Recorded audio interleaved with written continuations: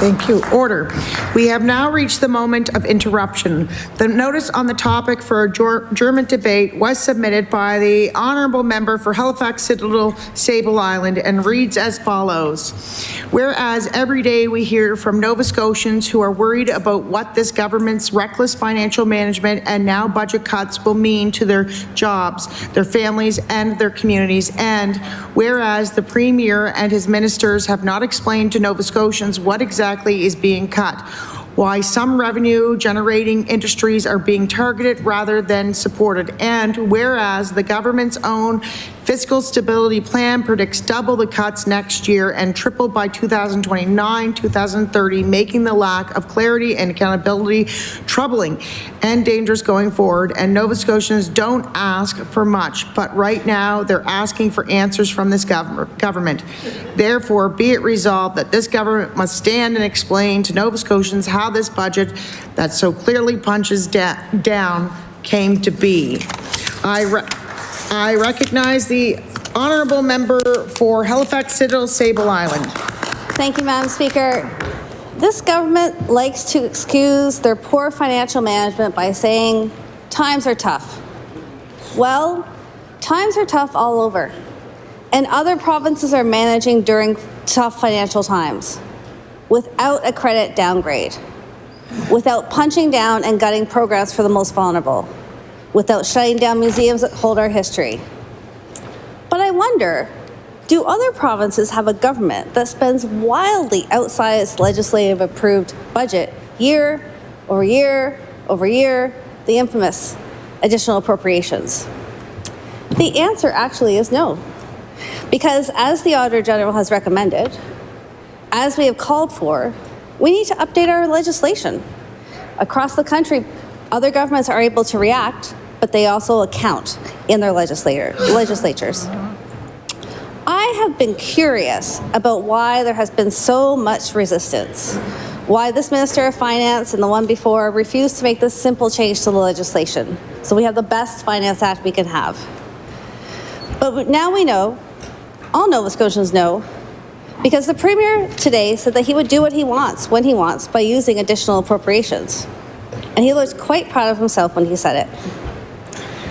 This chaotic budget process is the mess it is because the Premier doesn't care about what we say here, what his ministers say, or Nova Scotians say.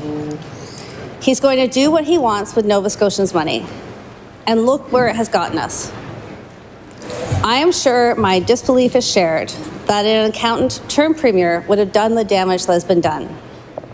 So many lowlights. This government turned historic, temporary revenue sources into fixed costs. The largest single in-year deficit for Nova Scotia. The largest amount in additional appropriations in a single year. The largest net debt. The cost of our debt is climbing to $1.5 billion by 2029. That's also a record. And we've had our first credit downgrade since 1993.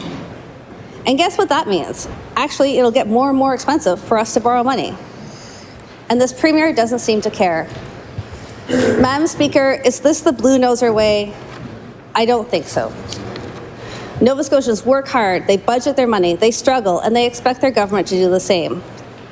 This government needs to map a responsible way out of this financial disaster. Not because I said so, but because Nova Scotians are calling for that. Nova Scotians need this government to have the financial capacity to deal with the problems they're facing head on. Affordable housing, public housing. They need to keep rural ERs open. They need a family doctor. They need help with power bills. All of this has been getting worse while this government is in charge of the books. And this government says they're investing in Nova Scotia. They sure have been spending, but Nova Scotians aren't feeling the results. If the government were serious about moving the needle and making life easier for Nova Scotians, they'd feel it. And the government would take the budget process seriously. They wouldn't introduce a budget. They understood so little that they were seemingly unprepared for the reaction. A budget that hurt so many people so deeply that they were forced to walk a portion of it back. They take the budget seriously because it isn't right for this kind of out-of-budget spending to go on and on. It isn't right to keep avoiding responsible responsible public budgetary processes just because they don't want to. It causes chaos and stress. It causes real harm, and it causes financial harm to this province. And Madam Speaker, we are not even clear yet on what the implications still are of cuts that happened. So, just today, the Mi'kmaq Native Friendship Centre published a notice to community that said our programs that are affected include our Family Resource Program, our Youth Outreach Program, a Place to Belong program, and funding received through All New Affairs. And they say as a result of these reductions, we anticipate staff layoffs, reduced service capacity, and increased strain on remaining programs. While the centre will continue to operate, these decisions will impact our ability to respond to growing community needs. And so, I really think we heard something different earlier today from the minister, but it's clear that ministers still don't know what's happening either in their department or in their portfolio. Now, even credit rating agencies are getting anxious. As we grow our debt, these folks will have more and more influence about what we can do financially. So let's just go through a quick review. What does Standard & Poor's say and their other cycle downgrade? The negative outlook reflects our expectations in the next 2 years that a higher spending base will result in operating deficits and elevated after-capital deficits, persisting beyond our previous expectations. We believe these deficits could also pressure the province's liquidity position, while the debt burden will continue to increase to more than 150% by fiscal 2028. DBRS has also issued a statement on the budget. Large deficits, there's two things, and rising debt will reduce Nova Scotia's ability to respond to shocks.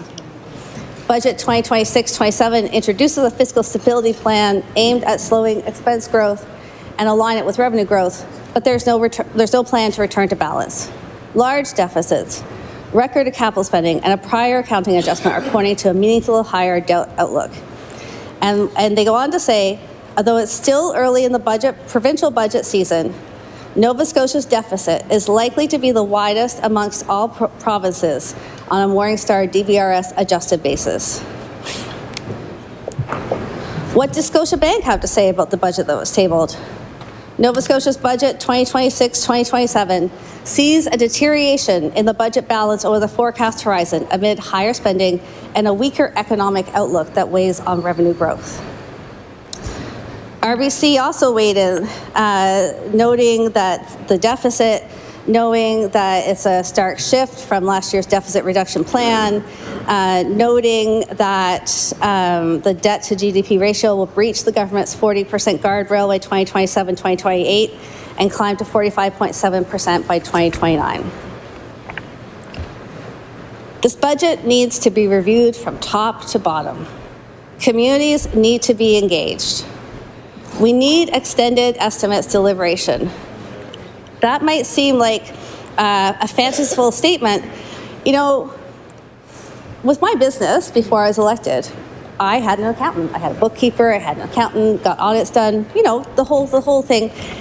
And interestingly, my accountant, when they would look forward over a year, would say, "Ooh, you know what? In that month or in that quarter, you're getting awful close from our expected revenues and your expected expenses. What are you going to do about that?" This is what accountants should be really good at, is keeping within budget and making sure that you're looking forward, that you understand the impact of the financial decisions you make. We need extended estimates deliberation. We need the Minister of Finance to table updates to the Finance Act to control this premier spending. We owe this to Nova Scotians and to future generations. Next year, the reductions are supposed to be $622 million, $758 million in 2028-29, $914 million. What a mess it has been as a starting point in this process. What a mess. Our debt servicing costs, as projected now, so that's assuming that our limited growth holds and that sort of thing, that it doesn't become more expensive for us to borrow money. Government should be building in safety valves for our province. Government should take care of our province, like not just spend it all and hope that it gets better. This is a nightmare scenario for Nova Scotia. And even though this government talks about revenue sources, I mean, there's a number of areas where, again, it could have been in the Financial Measures Act, for instance. I'm not supposed to mention it. Some things could have been brought forward. For instance, like our gold royalties. For instance, our groundwater costs. For instance, the fact that we're already going to give wind away for a cheaper rate because we're practically begging for people to come do business in this province. It's a nightmare scenario for Nova Scotia. The least this government could do now is commit to accountability, transparency, and a coherent government budgeting process.